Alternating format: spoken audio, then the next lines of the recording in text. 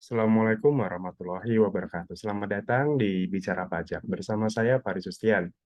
Di video kita kali ini kita akan membahas seputar surat tagihan pajak atau biasanya ya surat cinta dari DJP. Nah, seperti apa STP itu, kemudian formatnya seperti apa, dan kenapa surat tagihan itu bisa terbit. Biar ini juga sebagai istilahnya informasi awal gitu ya, ketika Anda misalkan terima STP, kira-kira apa yang harus saya lakukan, kemudian, oh kenapa saya diberikan surat tagihan ini. Nah, silakan disimak pembahasannya berikut ini.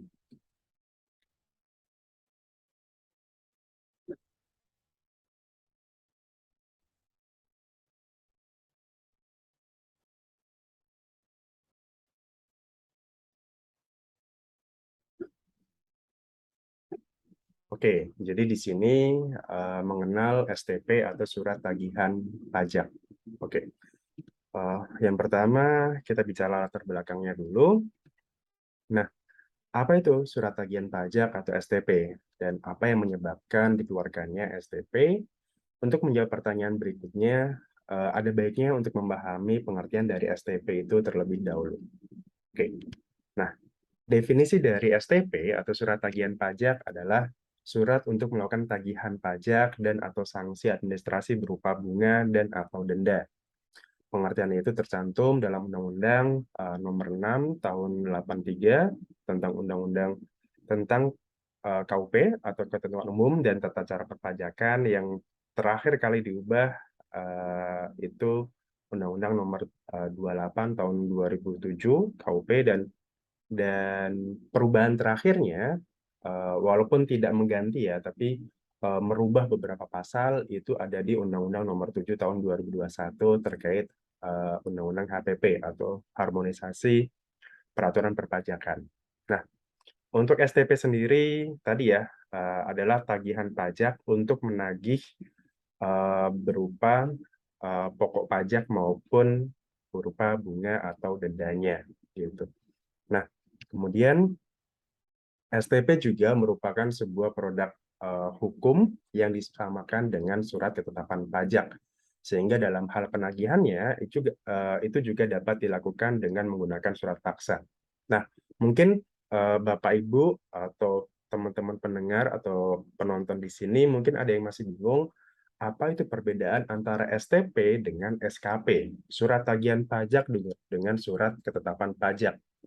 Yang pertama adalah surat tagihan pajak atau surat atau STP itu biasanya dikeluarkan ketika ada ketentuan formal yang tidak terpenuhi.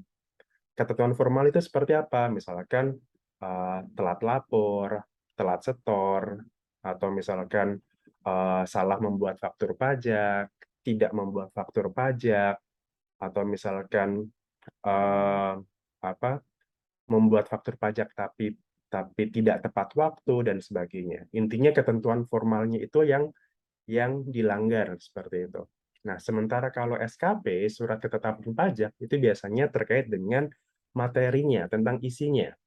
Gitu. Misalkan terkait dengan pajak kurang bayar, SPT SPT tahunan, atau mungkin kurang bayar PPN gitu. Intinya kalau SKP itu biasanya terkait dengan materi atau terkait dengan isi dari jenis pajak itu. Sementara kalau STP itu biasanya terkait dengan formalnya gitu. Nah, berikutnya perbedaan yang kedua adalah kalau STP itu biasanya terkait dengan penelitian gitu. Tadi ya penelitian secara formal. Sementara kalau SKP itu biasanya terkait dengan pemeriksaan gitu. Jadi biasanya produk hukum dari pemeriksaan itu biasanya adalah SKP. Walaupun pemeriksaan juga bisa menerbitkan STP gitu. Jadi pada saat kita diperiksa, nanti produk hukumnya bisa berupa SKP dan juga bisa juga berupa STP gitu. Kan kalau SKP sendiri bisa ada paling tidak ada empat jenis ya. SKPLB lebih bayar, SKP KB kurang bayar, SKPN atau nihil, dan SKP KBT surat ketetapan pajak kurang bayar tambahan ketika sebelumnya sudah pernah diperiksa, tapi kemudian ada data baru, maka itu bisa diperiksa ulang dan terbit namanya SKP KBT. Gitu. Jadi kurang lebih seperti itu ya perbedaan antara STP dengan SKP. Dan jenis pasalnya pun berbeda, gitu. Jenis pasal denda ataupun bunga yang digunakan itu biasanya berbeda. Kalau STP biasanya tadi ya terkait dengan karena dia formal gitu, maka biasanya yang digunakan adalah pasalnya biasanya keterlambatan lapor, keterlambatan setor, pembetulan yang menyebabkan kurang bayar, atau bisa juga misalkan telat mengangsur PPh pasal 25, kemudian salah membuat faktur pajak gitu ya. Jadi kalau kita bicara pasal itu bisa berupa pasal 7, pasal 8 ayat 2 ayat 2 2A, kemudian pasal 9 ayat 2A ayat 2B, kemudian pasal 14 ayat 4 dan sebagainya ya gitu. Sementara kalau SKP pemeriksaan itu biasanya kita ada pasal 13 ayat 2, kemudian kalau di apa kalau dia lebih bayar itu biasanya pasal 17 ayat 1 dan sebagainya gitu. Jadi pasal-pasal yang dikenakan pun juga berbeda ya. Jadi kurang lebih seperti itu perbedaan antara STP sama SKP gitu. Nah, berikutnya kenapa STP itu bisa terbit gitu. Kenapa kita dapat surat tagihan pajak gitu. Nah, menurut pasal 14 ayat 1 Undang-Undang KUP, STP dapat diterbitkan dalam hal yang pertama adalah PPh dalam tahun berjalan tidak atau kurang dibayar ya. Tahun berjalan gitu. Artinya tahun berjalan ini apa? Berarti ya bisa contohnya gini. Angsuran pasal 25 tahun berjalan kan. Angsuran pasal 25. Jadi asumsinya angsuran pasal 25 Anda katakanlah per bulan itu 10 juta misalkan. Ternyata di bulan Oktober ini misalkan masa katakanlah masa September itu belum Anda bayarkan gitu. Masa September kan kalau angsuran pasal 25 itu kan dibayarkannya maksimal tanggal 15 bulan berikutnya ya. Artinya tanggal 15 Oktober misalkan. Nah, ternyata sampai dengan tanggal 15 Oktober angsuran pasal 25 Anda ini belum dibayarkan atau kurang dibayarkan. Nah, biasanya nanti akan terbit STP gitu. STP untuk menagih PPh pasal 25 yang kurang dibayar tadi gitu. Jadi STP bisa diterbitkan atas hal tersebut gitu. Dan bukan hanya pasal 25 ya, bisa jadi bisa pasal 21 atau mungkin PPN atau mungkin yang sifatnya yang tahun berjalan gitu. Sorry, ini berarti khusus PPh ya. Jadi bisa pasal 21, bisa pasal 25 seperti itu. Kemudian dari hasil penelitian SPT terdapat kekurangan pembayaran pajak akibat salah tulis dan atau salah hitung misalkan. Jadi ini dari SPT tahunan ya. Misalkan katakanlah setelah dihitung ulang misalkan ternyata oh ada kekurangan bayar nih. Mungkin salah dalam penerapan tarif atau mungkin salah dalam penerapan PTKP misalkan gitu. Nah, itu juga bisa ditagihkan dalam STP ya gitu, ditagihkan dalam bentuk STP. Kemudian WP dikenakan sanksi administrasi berupa denda atau bunga. Nah, ini juga yang paling sering ya, misalkan wajib pajak telat lapor, telat setor gitu. Itu juga dikenakan berupa denda atau bunga di situ. Kemudian, nah kalau yang ini terkait dengan PKP ya. Jadi kalau PKP sendiri kewajiban pajaknya kan ada banyak ya. Dia harus buka faktur, dia harus pungut PPN, dia harus lapor PPN-nya, dia harus lapor SPT masa PPN, dia harus menyetorkan itu PPN gitu ya setelah dikurangkan dengan kredit pajak dan sebagainya gitu. Nah, tapi yang penting di sini adalah pengusaha PKP atau PKP ya, PKP tetapi tidak membuat faktur pajak atau membuat faktur pajaknya tidak tepat waktu. Nah, ini juga pasti akan kena STP ya gitu. Jadi misalkan katakanlah faktur pajak itu harusnya dibuat tanggal 1 Oktober misalkan. Tapi kemudian ternyata si PKP ini belum membuat 1 Oktober gitu. Dia baru membuatnya misalkan ternyata 1 November misalkan. Dia telat 1 bulan. Nah, bisa jadi nanti akan kena STP karena dia tidak membuat faktur pajak tepat waktu. Atau misalkan yang kedua adalah PKP yang tidak mengisi faktur pajaknya secara lengkap gitu. Jadi kan kalau sekarang kan kita kalau membuat faktur pajak kan menggunakan e-faktur ya, e-faktur atau host to host pihak ketiga seperti itu. Nah, ternyata dalam isian e-fakturnya itu ternyata nggak lengkap gitu. Nggak lengkap itu bisa jadi mungkin ada identitas pembeli yang tidak lengkap atau mungkin eh, apa? Mungkin ada nomor yang salah dan sebagainya ya. Yang intinya bukan bukan eh, ketidaksengajaan seperti itu. Nah, tapi di sisi lain pengecualiannya adalah identitas pembeli sebagaimana dimaksud pasal 13 ayat 5 Undang-Undang PPN. Ini terkait dengan kalau misalkan kita pedagang eceran ya. Pedagang eceran itu kan tidak perlu membuat faktur pajak yang lengkap seperti itu. Ya cukup faktur penjualan, invoice dan sebagainya, struk belanja itu dipersamakan dengan faktur pajak gitu. Kemudian yang nomor 2 tadi sama juga ya, identitas pembeli dalam hal penyerahan dilakukan oleh pedagang eceran gitu. Jadi kurang lebih sama ini identitas pembelinya ya. Jadi kalau kalau selain itu berarti ya bisa jadi nanti akan kena STP ini gitu. STP karena dia tidak membuat faktur pajak tidak lengkap. Walaupun sebenarnya itu bisa diperbaiki terlebih dahulu dengan cara ya entah itu faktur pajak pengganti atau faktur pajak batal misalkan gitu. Jadi sebelum Anda kena STP ya udah sebaiknya faktur pajak yang salah tadi ya silakan diperbaiki dulu. Silakan menggunakan faktur pajak pengganti atau faktur pajak batal gitu. Tergantung kesalahannya di mana seperti itu.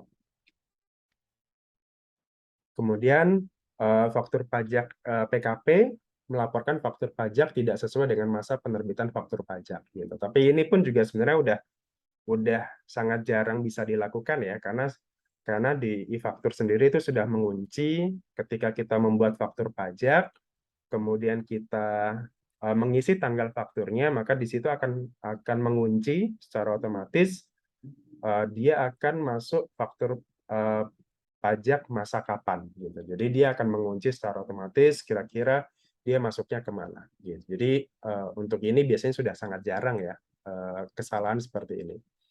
Kemudian PKP yang gagal produksi dan telah diberikan pengembalian masukan sebagaimana dimaksud dalam pasal 9 ayat 6A Undang-Undang PPN gitu. Nah, biasanya kan kalau PKP gitu yang awal-awal berproduksi kan biasanya memang belum ada penyerahan gitu ya awal-awal gitu. Misalkan kita sebagai pengusaha katakanlah mungkin tahun pertama, tahun kedua mungkin kita masih belanja modal, mungkin masih beli-beli peralatan segala macamnya dan itu belum berproduksi secara optimal gitu. Artinya kan kalau aturan PPN atas pembelian alat itu atau pembelian pajak masukan itu kan boleh dikreditkan gitu, boleh dikreditkan. Nah, tapi secara aturan apabila di atas 5 tahun ternyata PKP tersebut belum juga berproduksi, maka atas pajak masukan itu bisa ditarik kembali gitu. Bisa pajak masukan yang semula itu bisa dikembalikan atau bisa dikreditkan itu kita tagih kembali. Nah, cara menagihnya itu menggunakan STP tadi gitu. Nah, kemudian berikutnya ini adalah format penomoran STP ya. Jadi ketika kita terima STP, ini nomornya gimana sih? Maksud dari nomor ini seperti apa sih? Gitu. Nah biasanya formatnya seperti ini ya. Jadi A, B, C, D, dan E seperti ini. Nah untuk formatnya sendiri huruf A itu biasanya menunjukkan nomor urutnya ya. Jadi nomor urut STP ini berapa digit? Biasanya 5 digit ya, gitu. Itu nomor urut saja pertama. Kemudian garis miring B. Nah, B ini adalah kode jenis pajak, gitu. Kode jenis pajak. Contohnya 106 itu untuk PPh badan, 107 untuk PPN. Itu kalau STP ya, gitu. Kalau 206 itu berarti SKP yang terbit atau apa namanya, pemeriksaan. Tapi kalau depannya 1 itu biasanya STP, gitu. Jadi di sini B ini biasanya menunjukkan kode jenis pajaknya, gitu. Kemudian C ini adalah tahun pajaknya, tahun di mana dia eh, diterbitkan STP-nya, gitu. Jadi misalkan tahun 2021 misalkan, ya sudah, berarti C ini biasanya menunjukkan angka 21 misalkan. Kemudian D itu adalah kode KPP penerbit, gitu. Misalkan kan kalau KPP kan ada kode-kodenya ya, ada sekitar 300-an KPP. Nah, itu setiap KPP ada kode KPP-nya. Nah, contoh misalkan di D ini katakanlah 431, nah itu berarti kode KPP Madya Bekasi misalkan, gitu. Jadi kode mana lagi, misalkan 437 misalkan, atau mungkin kode 533 dan sebagainya, itu adalah kode KPP, gitu, kode penerbit STP tersebut. Kemudian EE ini adalah tahun penerbitan STP-nya, gitu. Jadi kalau yang C itu adalah tahun pajak di mana tahun itu diterbitkan STP, sementara kalau tahun terbitnya atau tahun dikeluarkannya itu adalah E ya, yang di belakangnya tadi, gitu. Contohnya seperti ini. Nah, kalau misalkan nomor STP seperti ini, berarti cara bacanya adalah STP ini terbit tahun 2022 atas jenis pajak PPh badan ya, karena 106 tadi, 106 kodenya, kemudian nomor urutnya adalah 202, kemudian diterbitkan atas tahun pajak 2021, 21 ya, dan KPP yang menerbitkan adalah KPP dengan kode 431. 431 ya, itu berarti KPP Madya Bekasi, gitu. Jadi kurang lebih seperti itu ya. Apabila kita melihat kode seperti ini, nah itu berarti cara membacanya tadi ya, nomor urut, kemudian jenis pajak ini mungkin ya kita nggak bisa menghafalkan satu-satu ya, gitu. Cuman ya yang sering keluar biasanya ya 101 itu berarti PPh pasal 21,